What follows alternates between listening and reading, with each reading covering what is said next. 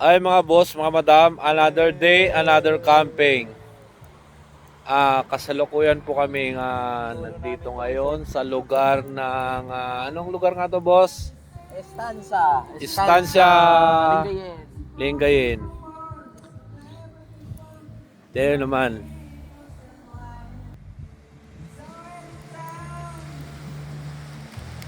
Yan may mga lugar. Kami lang tao rito sa tabi ng dagat. Ayan o. Kasama pa yung panong kanina umulan eh. Tapos bigla nagkaroon ng buwan. Yan, may mga bituin na, may mga boss. Boss yung buwan. Wali yan, boss, no? Yan, Boss Erwin. Yeah. Oy, si Madam Marlene umakyat na. Swal yun eh. Ha? Ayun o, yung tower na yun, swal. Ano swal? Lugar? Yung pinuntahan natin. Ay noon? Okay. Nung pinaliguan natin?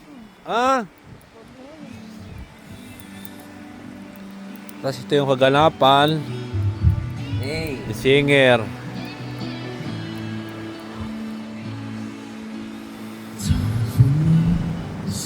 Kahit magingay ka rito eh. Boss Marco. Boss Tods. Siyempre yung asawa kong napakaganda. Oy, si Madam Jen oh, papaganda oh.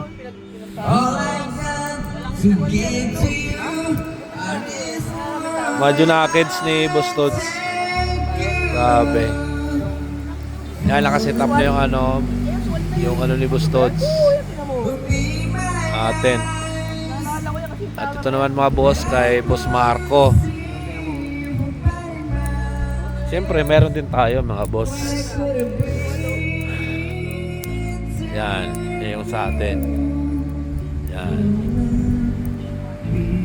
May tao. Si Madam Marlene pala. Madam, ano ka? Saan ka pupunta? Saan ka pupunta? Dapat ako dyan.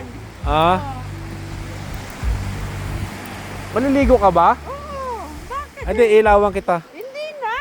Ha? Hindi na may ilaw. Yan lang ako sa may ilaw. Oh, sige. Ingat ka dyan, madam ha. Hindi, ilawan kita para ano. Hindi. Okay na ako. Maganda na lang ilaw. Okay. Baka sundan ka ni Boss Marco dyan ha.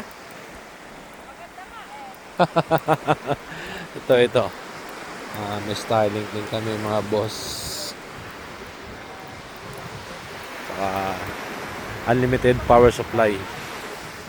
Yan. Grabe kami lang tao rito.